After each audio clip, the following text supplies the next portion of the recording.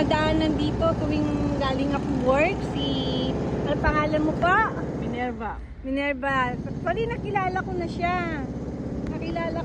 At naging friend ko na rin siya dito kasi lagi ko siya dinadaanan. Dito po sa Kitats Tommy, oh. Siya ay guard. Kasama niya yung asawa niya. Nagga-guard din. Tignan nyo. Ang sipag po niya talaga. Grabe. No? Si Mr. ba, ano? Japanese?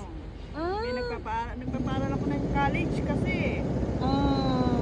Kailangan talaga, di ba? Bayon. Basta mahalaga, marangal ang ating trabaho at kinahangaan po namin ang inyong trabaho. Sa totoo lang, kung wala kayo, wala rin kami, di ba? Kasi kayo ang nag-aalaga ng dinadaanan, mga daan. Yan, dito sa Japan po ito, dito po sa Kitats Tommy, Tamagaya po. Ayan, binablog ko si Minerva.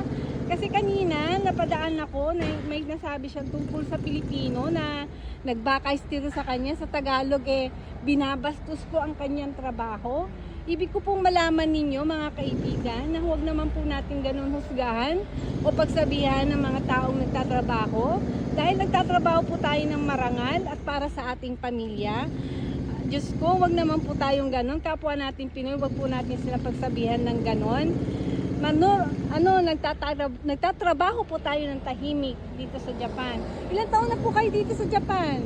Tagal na ako dito, 32. 32, oh. Tignan nyo, permanent visa rin. Kagaya ko rin to. At may asawa nga po at may anak na rin dito sa Japan. Ayan, kaya mga kaibigan, nakikiusap po ako na wag po nating uhusgahan ang ating kaibigan o kung ano man trabaho, naglilinis man ng toilet o ano, basta ang mahalaga hindi nagnanakaw at hindi gumagawa ng masama, di ba? Ayan, Minerva, i-share ko sa iyo itong video para makita mo rin.